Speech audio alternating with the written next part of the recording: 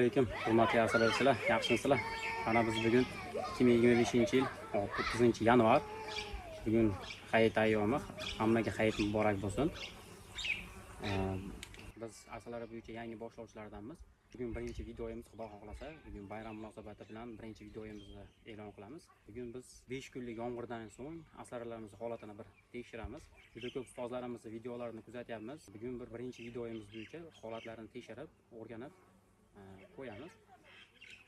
Bu videolarimiz xudo xohlasa asarchilik bo'yicha yosh boshlovchilar bilan birgalikda to'liq davom ettirib ketamiz. Ya'ni aslarini boshidan oxirigacha sir asrorlarni o'rgatishga harakat qilamiz. O'zimiz ham o'rganganlarimizni, ya'ni ustozlarimizdan o'rganganlarimizni hammasini imkon qadar kuzatuvchilarga hammasini o'rgatib boramiz.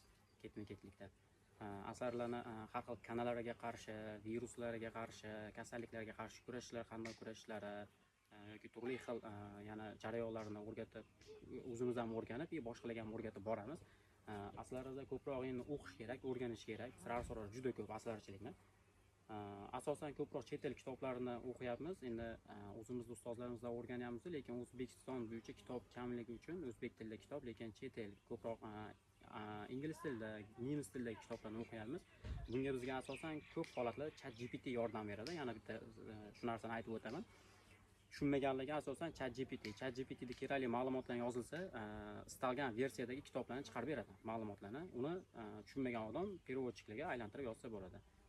Google переводчик yoki Yandex переводчикlarga nisbatan ChatGPT ham juda zo'r keng qo'llaniladi. Endi rus tilini tushunganligi rus tilida ham o'rgansa bo'ladi. Biz ham rus tilini oz-moz tushunganimiz uchun rus tili versiyadagilarni ham o'qib o'rganyapmiz. Qani bo'lmasa masalalarning holatini tekshirib, bugun biz sizlarga zo'r antiqa bir holatlarni ko'rsatamiz. Bizda o'zi asosan 5 ta semya bor, 5 ta yashig'imiz bor. 5 ta yashig'da 7 ta semya bor. Yomg'irdan oldin kerakli bo'lgan, ya'ni yaxshi rivojlangan oilalarga ramka berganmiz. Uni tortgan holatlarini va onarilarni urib qo'yish holatlarini bir qilib tekshirib chiqamiz. Bizni kanalimizning nomi Sof Asal nomli kanal ochganmiz. Videolarimizda xato kamchiliklar bo'lgan bo'lsa oldindan uzr so'rayman. Imkon qadar podpiska bosib, qo'llab-quvvatlab turasizlar. Yanada yaxshiroq videolarni chiqarishga harakat qilamiz. Bo'lmasa masalaning holatini tekshirishga boshlaymiz.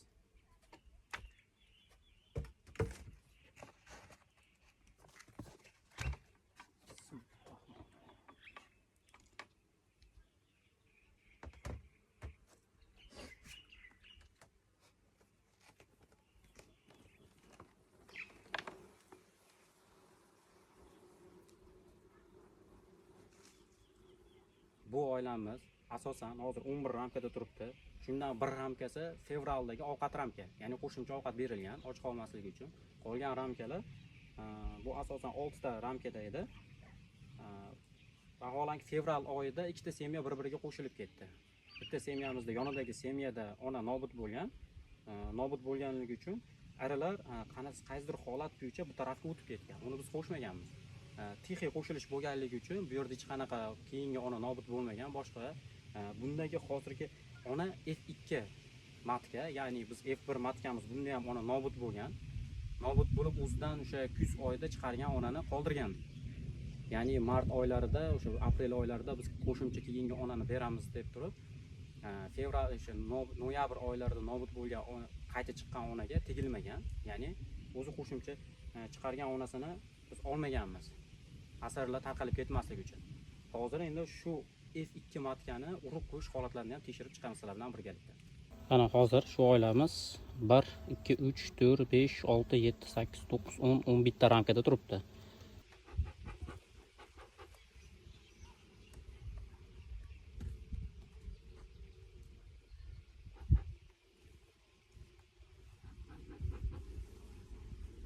Yana bir gap, mana shu oilaga 2 ta ramka berganmiz tortish uchun. Qayerga holati tortilganligini hozir tekshirib ko'ramiz. Bu ramkani yomg'irdan bir kun oldin, ya'ni yakshanba kuni berilgan, o'tgan hafta yakshanba kuni berilgan, ro'parasi bir hafta bo'ldi.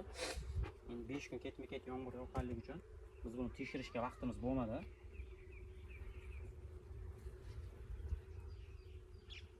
Mana o'zi buni ham bo'sh joylariga ovqatlarni olib kelib, sergalarni olib kelib bosib qo'yishdi. Bu birinchi ramka. Bu yoqqa turamiz.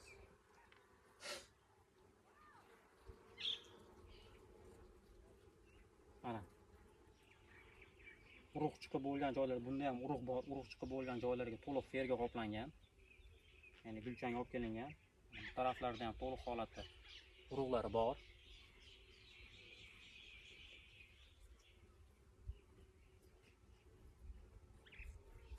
Hozir videomizni yanada kameramizni yaqinroq olib kelib yanada ko'rsatamiz. Birinchi endi kuzatuvchilarimizga yaxshi ko'rinsa kerak. Bu 3-ramka. Mana bunda ham urug' qo'yishlari yaxshi.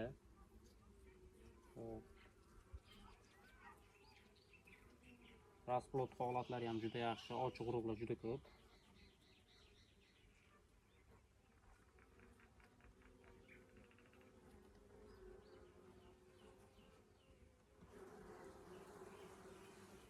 Mana shu ramkani biz berganmiz. Mana bir tarafidan tortib, mana ikkinchi tarafidan ham tortib qo'yishibdi o'zi. Endi bunaqa kech tortilganning sababi yomg'irda bilasizlar, aslarlar uncha chiqa olmaydi tashqariga o'zi. Shuning uchun ham deyarli olib kelib uncha nima qilishmagan. Endi boshlashdi yana qayta. Bu birinchi berganimiz.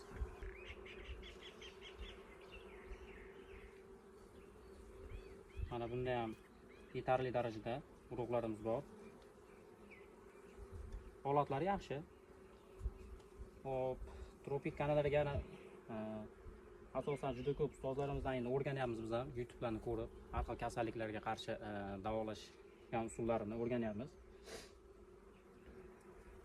Aprel oylariga kelib, aprel oylarining yarimlarida Xudo xolasa yana bir dorilaymiz. Mana buni ham berganmiz. Mana buni ham tortib, o'zi mana tortishgan. Tortishni boshlashyapti va bu joylarga mana urug' qo'yib bo'lishdi. Ochiq urug' bor. Urug' qo'yib bo'pti. Bu tarafdan ham tortishni boshlabdi mana. Mana shu qismlarni tortishni boshlabdi. Endi bu yomg'irdan keyin tezlashishni boshlagan hozir tortilish jarayoni.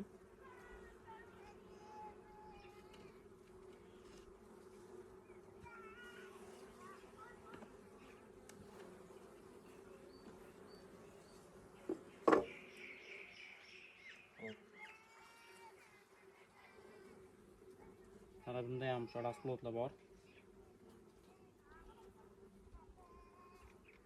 Mana holatlari. Hop, keyingi ikkitani olib o'tirmadim. Ularda ham deyarli rasplot holatlari, arilarimizning holati yaxshi.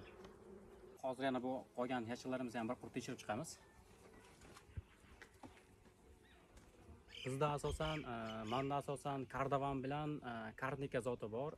4 ta kardavan, 3 ta karnika zoti bor xolos. Kardamanda ham birinchi ko'rsatgan yashig'im F2 matga, qolgan hammasi F1 matga.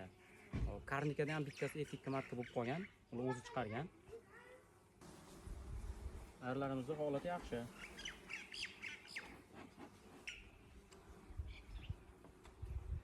Bunga ham yangi ramka berganmiz. Buni ham hozir tortish holatini ko'ramiz.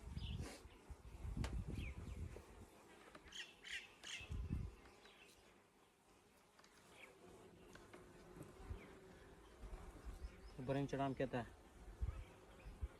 bunda ovqat bor, deyarli ovqatlarni yeb bo'lishdi.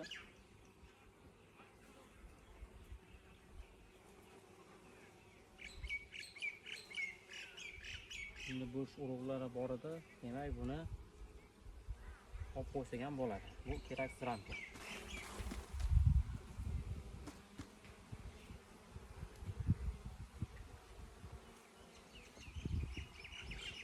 Keraksiz ramkalarni oiladan olib tashlaymiz. Mana bunga to'liq ferga to'ldirishga. Tomonidan rasplot, kichkina rasplot bor ekan.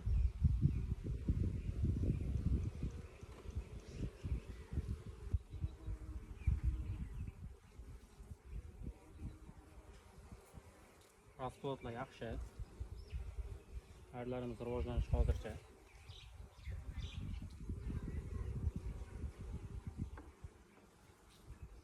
Mana yangi bergan ramkamiz. Yangi bergan ramkamizga ham o'zi urug' qo'yishni boshlashibdi. Mana bu qismi tortilgan. Mana ikkinchi qismida ham bu taraf tortilgan, mana yangi boshlashibdi. Bu tomonida ham ba'zi bir qismlarda mana urug'lar bor, ochiq urug'lar bor. Yangi urug' qo'yib tonadi.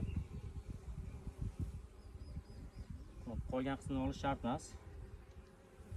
Demak, onarimiz yurgan, ya'ni urug' qo'yyapti. Urug' qo'yyaptimi, u onarini qidirib yurish shart emas. Sababi o'zi 3 kunlik urug'lari bo'lsa, onari ishlayotganligini bildiradi. Xo'p, bunda endi qo'shimcha ovqat ramka berish shart emas. Buni endi bir tarafini to'sqich bilan to'sib qo'yamiz. Bu ramkalarni boshqa nimaga qo'ysak ham bo'ladi. Bu ramkada ham deyarli hech narsa yo'q. Tashlaveramiz.